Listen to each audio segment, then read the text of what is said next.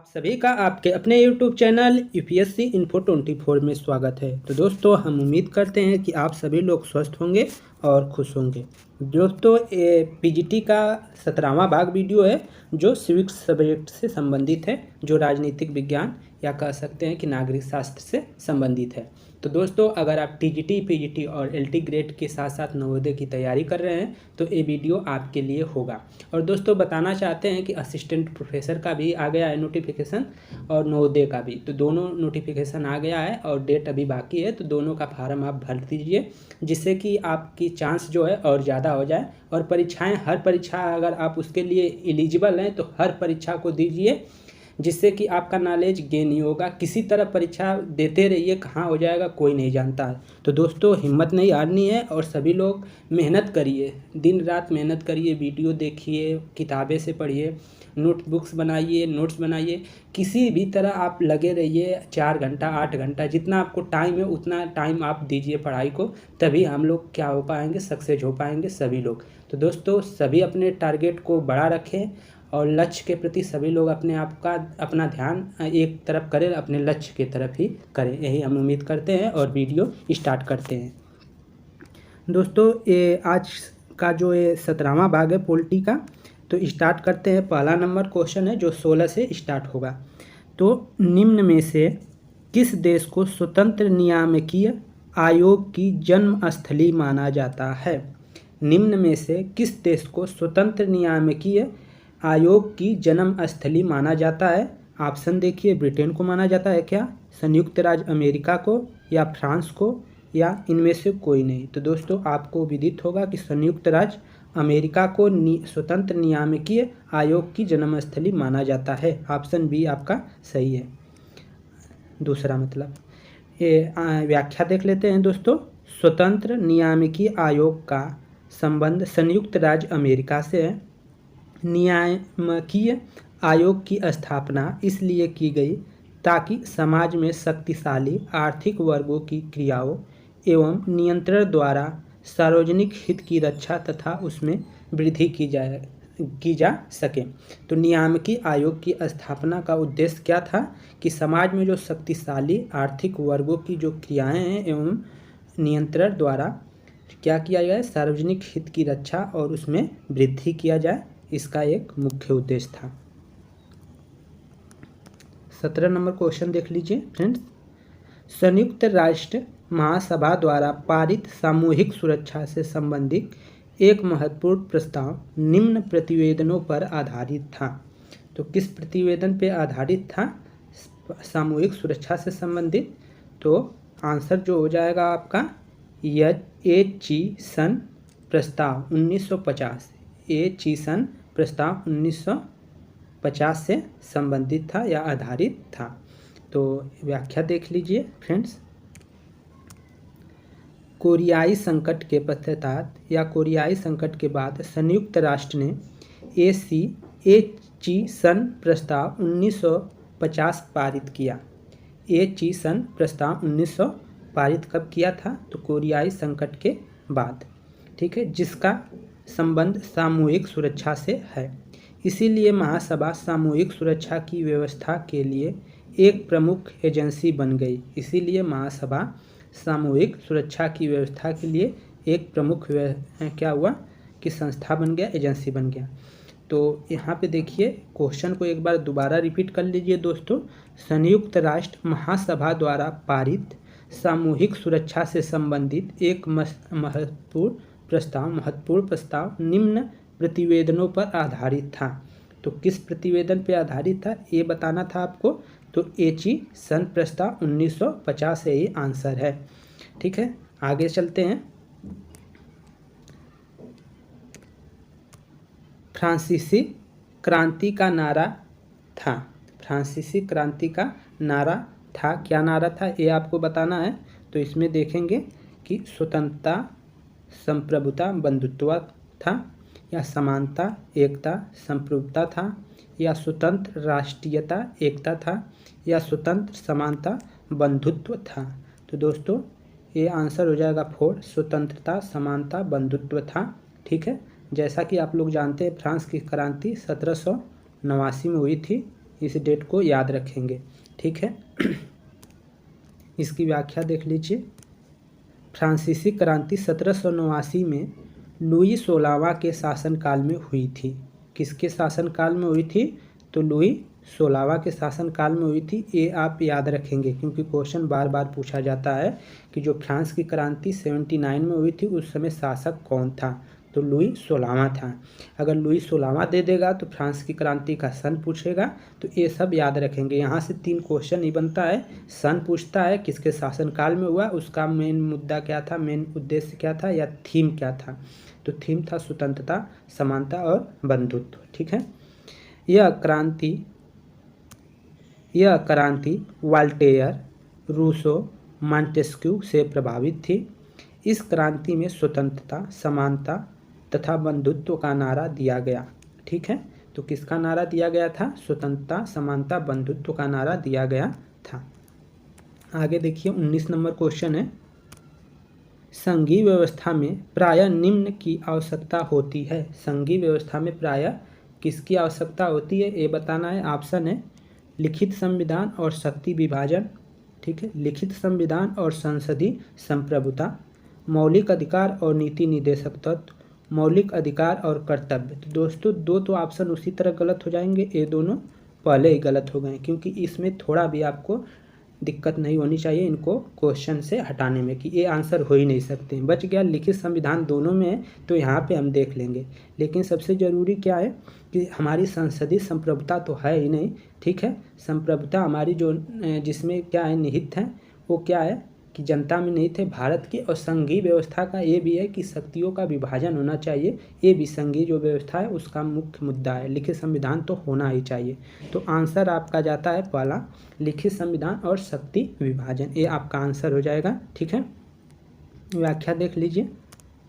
संघीय व्यवस्था में शक्ति का विभाजन केंद्र, ठीक है, और राज्य के बीच होता है। शक्ति व्यवस्था में शक्तियों का जो विभाजन होता है वो केंद्र और राज्य के बीच होता है। इसकी निम्नलिखित विशेषताएं होती है। संविधान की सर्वोच्चता, शक्तियों का विभाजन, लिखित संविधान, राज्यों की स्वतंत्रता तथा राष्ट्रीय एकता में सामंजस्य, दोहरी नागरिकता आदि, ठीक है। तो ये याद रखेंगे। अमेरिका में से खाद्य सुरक्षा पर सहमति के पश्चात भारत ने किस प्रस्ताव पर सहमति दी थी? अमेरिका से खाद्य सुरक्षा पर सहमति के बाद भारत ने किस प्रस्ताव पर सहमति दी थी ये बताना है आपको। विश्व व्यापार संगठन व्यापार समझौता पर, या दूसरा ऑप्शन है विश्व व्यापार संगठन के मुक्त व्यापार सरलीकरण समझौता पर, विश्व व्यापार संगठन के मुक्त व्यापार समझौता पर। उपयुक्त में से कोई नहीं। जो आंसर हो जाएगा दोस्तों आपका 2 सही हो जाएगा। विश्व व्यापार संगठन के मुक्त व्यापार सरलीकरण समझौते पे सहमति दी गई थी। व्याख्या देख लीजिए। नवंबर 2014 में अमेरिका से खाद्य सुरक्षा पर सहमति के पश्चात भारत ने विश्व व्यापार संगठन के मुक्त व्यापार सरलीकरण समझौते पर अपनी सहमति दी थी। आगे देखिए 21 नंबर क्वेश्चन है, थॉमस हेयर का नाम किस निर्वाचन पद्धति से है? थॉमस हेयर का नाम किस निर्वाचन पद्धति से है? तो आंसर हो जाएगा अनुपातिक पद्धति से। थॉमस हेयर का जो नाम जुड़ा है वो अनुपातिक पद्धति से जुड़ा है। व्याख्या देख लीजिए दोस्तों।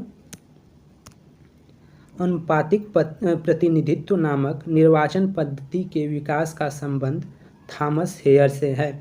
इस प्रणाली में देश के सभी वर्गों को उनके जनसंख्या के अनुपात में प्रतिनिधित्व दिया जाता है, जैसे नॉर्वे, स्विट्जरलैंड आदि देशों में देखने को मिलती है इस व्यवस्था को, ठीक है। अनुपातिक प्रतिनिधित्व नामक निर्वाचन पद्धति का विकास का संबंध किससे था? तो थॉमस हेयर से था।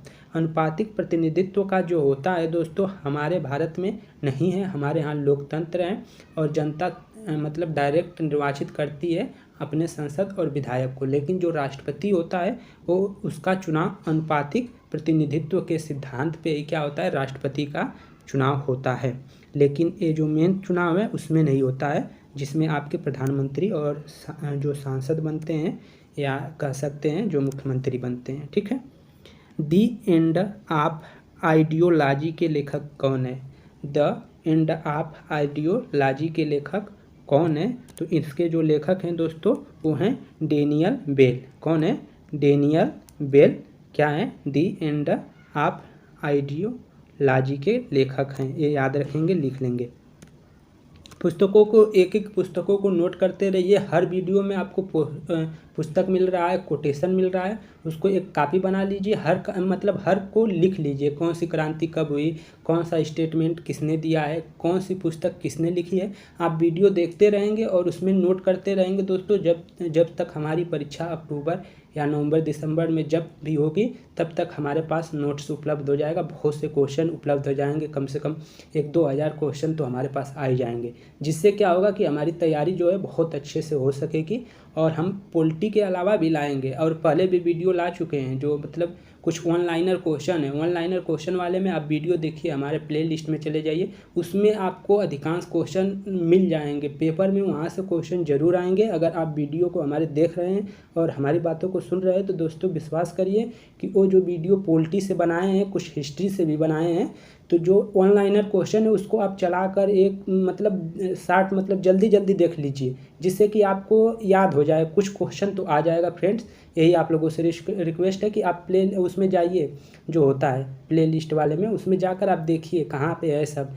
उसमें से आप बस चलाकर 1-2 बार सुन लीजिए। इससे क्या होगा कि आपको क्वेश्चन जरूर वहाँ से आएगा, क्योंकि वो पेपर पीसीएस लेवल का क्वेश्चन है, जो पिछली बार पीसीएस में कई बार हुए हैं पेपर में, और पॉलिटी का वहाँ से क्वेश्चन आया है। तो वो वाला जो संविधान है वो वहाँ से आ सकता है, भारतीय संविधान का जो पूरा पोर्शन है वहाँ से आ सकता है, ठीक है। तो वो पढ़ लीजिए। और ये वाला हम जो वीडियो ला रहे हैं इसमें सब क्या है कि आपका पूरा का पूरा जो सिद्धांत है, सिद्धांत से भी क्वेश्चन रहेंगे, और वो जो हमारा संविधान है उससे भी क्वेश्चन रहेंगे। थ्योरी और संविधान से दोनों से क्वेश्चन है इस वीडियो में, लेकिन वो सब वीडियो जो था वो बस भारतीय संविधान से संबंधित था, ठीक है। हमारी जो व्यवस्थाएं, भारतीय व्यवस्थाएं और संविधान, उसमें लक्ष्मीकांत के भी कुछ कोटेशन डाले गए हैं, और कुछ अन्य जगह से परीक्षावारी की किताब हो गई या किसी और किताब से वहाँ से लिया गया है। कुछ प्रतियोगिता दर्पण से भी वो लिया गया है। PDF प्रतियोगिता दर्पण में आप देखेंगे बहुत बार क्वेश्चन आया, वहाँ से क्वेश्चन लिया गया है। तो ये मतलब वो ऐसा एक क्वेश्चन है जो कहीं ना कहीं कई बार पेपर में पूछा गया। आपको अन्यथा कुछ नहीं पढ़ाया जा रहा है इस हमारे चैनल पे। कहीं ना कहीं जो क्वेश्चन, हाँ कुछ जगह हमारा 1-2 ऑप्शन गलत हो सकते हैं, तो इसलिए आप लोग ज़रूर इस पे ध्यान दें। अगर गलत हो जाते हैं ऑप्शन तो आप इसके लिए हमें क्षमा कर दें, क्योंकि गलत हो जा रहा है। आप उसका थोड़ा सा भी ध्यान उसमें दिलाएंगे, आप मैसेज कर दीजिए, हम उसका आंसर ज़रूर ठीक कर देंगे, मतलब बता देंगे कम से कम कि ये आंसर गलत है। तो कुछ जगह आंसर गलत हो जाता है, तो इसको आप ध्यान रखिएगा। तो दोस्तों स्टार्ट करते हैं, आगे देखते हैं, ठीक है। तो द एंड ऑफ आइडियोलॉजी, ठीक है, द एंड ऑफ आइडियोलॉजी के लेखक मानवतावादी विचारधारा के प्रवर्तक डेनियल वेल हैं। उन्होंने इस पुस्तक का जो प्रकाशन है 1960 में किया था, ये याद रखेंगे। द एंड ऑफ आइडियोलॉजी के लेखक कौन है? डेनियल वेल है। ये पुस्तक कब प्रकाशित हुई है? तो ये हुई है 1960 में। आगे चलते हैं दोस्तों। 23 नंबर क्वेश्चन है, संयुक्त राष्ट्र को मुख्यतः किस संगठन का परिवर्तित रूप माना जाता है? तो ये सभी को आपको मालूम है, ये किसको माना जाता है? तो लीग ऑफ नेशन का। पहले लीग ऑफ नेशन ही बना था, लीग ऑफ नेशन, उसके बाद संयुक्त राष्ट्र संघ आया। लीग ऑफ नेशन कहीं ना कहीं असफल हुआ था, उसी को और मजबूत करने के लिए संयुक्त राष्ट्र संघ का उदय हुआ। तो यही क्या है? परिवर्तित रूप ही माना जाता है। तो आप हो जाएगा league of nation, league of nation, ठीक है। संयुक्त राष्ट्र संघ लीग ऑफ नेशंस का परिवर्तित रूप है। लीग ऑफ नेशंस की स्थापना का श्रेय 28वें राष्ट्रपति अमेरिकी जो थे राष्ट्रपति वुडरो विल्सन को प्राप्त है। वर्ष 1945 32वें अमेरिकी राष्ट्रपति फ्रैंकलिन डी रूजवेल्ट सक्रिय प्रयास से संयुक्त राष्ट्र की क्या हुई? स्थापना हुई, ठीक है।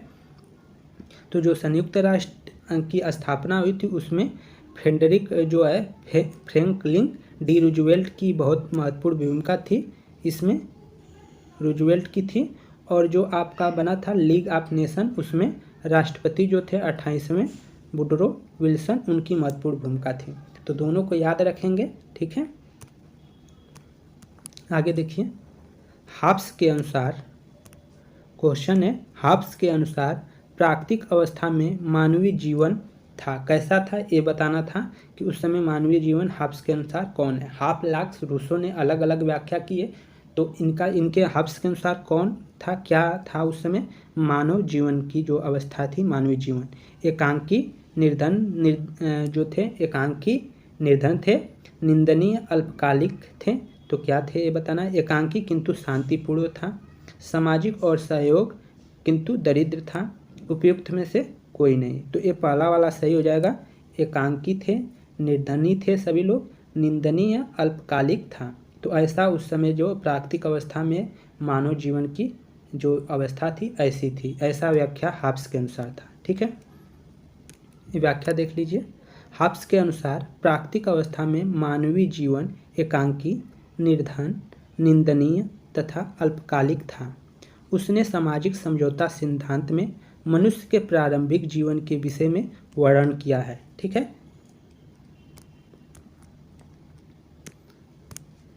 इनमें से कौन सी अवधारणा मैक्स वेबर ने दी है, इनमें से कौन सी अवधारणा मैक्स वेबर की है ये आपको बताना है। संसदीय वर्चस्ववाद, लोकतांत्रिक अभिजनवाद, नैतिक संप्रभुता, चमत्कारी नेतृत्व। तो ये आंसर हो जाएगा नैतिक संप्रभुता क्या है, मैक्स वेबर ने दी है। ठीक है, किसने दी है, मैक्स वेबर ने दी है नैतिक संप्रभुता। ठीक है, मैक्स वेबर ने नैतिक संप्रभुता की अवधारणा दी है। उसने नौकरशाही को प्रशासन की तर्कपूर्ण व्यवस्था कहा है। वेबर के अनुसार विधि सत्ता को नैतिक होना चाहिए, विधि सत्ता को क्या होना चाहिए, नैतिक होना चाहिए। तो ये नैतिक संप्रभुता का सिद्धांत जो अवधारणा है मैक्स वेबर द्वारा दी गई है दोस्तों। इसके संबंध में आप संप्रभुता के बारे में थोड़ा और डिटेल से आप लोग पढ़ लीजिए, क्योंकि इसमें अलग अलग है, कोई निरंकुश संप्रभुतावाद दिया है तो कोई कुछ कहा है, तो इन सबको आप पढ़ लीजिएगा। गुटनिरपेक्ष शिखर सम्मेलन क्रमशः निम्न नगरों में आयोजित हुए थे। गुटनिरपेक्ष जो हुआ था, गुटनिरपेक्ष शिखर सम्मेलन क्रमशः निम्न नगरों में आयोजित हुए थे, क्रम बताना है। तो ये आपको क्या दिखता है ये बताइए। लुसाका 1970 में और अल्जीरिया 1973 में। नई दिल्ली 1970, लुसाका 1976, अल्जीरियस 1970, नई दिल्ली 1976, लुसाका 1962, अल्जीरियस 1965। तो पहला ऑप्शन सही है, आपको व्याख्या में ये दिख गया होगा। लुसाका 1970 और अल्जीरियस 1973 का ये क्रम जो है सही है। आगे देखिए, द्वितीय विश्व युद्ध के बाद प्रधानमंत्री जवाहरलाल नेहरू, मिस्र के राष्ट्रपति नासिर तथा यूगोस्लाविया के राष्ट्रपति टीटो ने मिलकर गुटनिरपेक्ष का गठन किया था, जिसका प्रथम शिखर सम्मेलन 1961 में बेलग्रेड में और तीसरा शिखर सम्मेलन 1970 में लुसाका में और चौथा शिखर सम्मेलन जो हुआ था 1973 में अल्जीरियस में हुआ था। तो दोस्तों ये था इसका आंसर। 27 नंबर क्वेश्चन है, राज्य के स्वायत्त होने पर किस वर्ग को विश्वास था। राज्य के स्वायत्त होने पर किस वर्ग का विश्वास था। तो किसका विश्वास था, आदर्शवादियों का, समाजवादियों का, साम्यवादियों का, धर्मतंत्रात्रिक को। तो किसका था, तो आंसर हो जाएगा आदर्शवादियों का। राज्य के स्वायत्त होने पर किस वर्ग का विश्वास था, आदर्शवादियों का। आदर्शवादी विचारधारा के लोग मानते थे दोस्तों, क्या मानते थे कि आदर्शवादी का प्रवर्तक प्लेटो और अरस्तु का मानना है कि प्लेटो के अनुसार, ठीक है, आदर्शवाद का प्रवर्तक प्लेटो व अरस्तु को माना जाता है। प्लेटो के अनुसार राज्य किसी पत्थर या लकड़ी से न उत्पन्न होकर वह मानवों के मस्तिष्क की उपज है। इसी प्रकार अरस्तु भी राज्य को स्वायत्त इकाई मानता है। ठीक है, आगे देखिए दोस्तों, जल्दी जल्दी पढ़ने में कहीं ना कहीं त्रुटियां हो जाती है। हम सोचते हैं आप लोग का टाइम कम लगे, इसीलिए क्वेश्चन को जल्दी जल्दी पढ़ते हैं कि आप लोग कम टाइम में 10-20 मिनट में आप 10-12 क्वेश्चन कम से कम देख ही लें। कांग्रेस के किस अधिवेशन में नेहरू की प्रेरणा से समाज के समाजवादी ढांचे का प्रस्ताव पारित हुआ। कांग्रेस के किस अधिवेशन में नेहरू की प्रेरणा से समाज के सामाजिक ढांचे का प्रस्ताव पारित हुआ। तो किस अधिवेशन में हुआ था? तो दोस्तों आपको मालूम है, अवाड़ी अधिवेशन 1955 में, अवाड़ी अधिवेशन 1955 में यह प्रस्ताव पारित हुआ था। क्वेश्चन देख लीजिए। कांग्रेस का अवाड़ी अधिवेशन अर्थात मद्रास अधिवेशन 1955 में UN ढेबर की अध्यक्षता में संपन्न हुआ, जिसमें नेहरू की प्रेरणा से समाज के समाजवादी ढांचे का प्रस्ताव पारित किया गया। UN ढेबर 1955 से 1959 तक कांग्रेस के अध्यक्ष रहे। ठीक है, आगे देखिए 29 नंबर क्वेश्चन है फ्रेंड्स। शक्ति संतुलन अब आतंक के संतुलन में बदल गया है, क्योंकि दोस्तों शक्ति संतुलन के लिए युद्ध का प्रयोग अत्यधिक हानिकारक होगा। प्रत्येक राज्य आतंक को परोक्ष प्रोत्साहन दे रहा है। सुरक्षा परिषद ने आतंक के संतुलन पर अस्थायी निषेधाधिकार लगा दिया है। उपयुक्त में से कोई नहीं, तो पहला ऑप्शन सही हो जाएगा। शक्ति संतुलन अब आतंक के संतुलन में बदल गया है, क्योंकि शक्ति संतुलन के लिए युद्ध का प्रयोग अत्यधिक हानिकारक होगा। ठीक है, अगर ऐसा किया जाएगा तो ये हानिकारक होगा। शक्ति संतुलन अब आतंक के संतुलन में बदल गया है, क्योंकि शक्ति संतुलन के लिए युद्ध का प्रयोग अत्यधिक हानिकारक होगा या हो रहा है, ऐसा कह सकते हैं। राज्य ही नगर था और चर्च भी, राज्य ही नगर था और चर्च भी, यह वाक्य किस अवस्था का विवरण देता है? तो किस अवस्था का विवरण देता है? ये सभी को मालूम है, यूनानियों के नगरों का, यूनानियों के नगर की ये विवरण देता है। व्याख्या देख लेते हैं। यूनानी विचारक प्लेटो तथा अरस्तु ने राज्य को मनुष्य के पूर्ण विकास के लिए अनिवार्य माना है। तो यूनानी जो विचारक थे या लेखक थे, उनमें कौन कौन प्रमुख है? प्लेटो और अरस्तु। इन्होंने क्या कहा है कि राज्य को मनुष्य के पूर्ण विकास के लिए अनिवार्य माना है। ये कोटेशन आप याद रखेंगे, क्योंकि राज्य मानव के सद्जीवन के लिए सिद्धि प्रदान करता है। इसीलिए यूनानी चिंतकों ने कहा है कि राज्य ही नगर था और चर्च भी, राज्य ही नगर था और चर्च भी, एक कथन है। तो फ्रेंड्स यहीं पे 30 क्वेश्चन, जो 15 क्वेश्चन लगभग में थे, वो समाप्त होते हैं।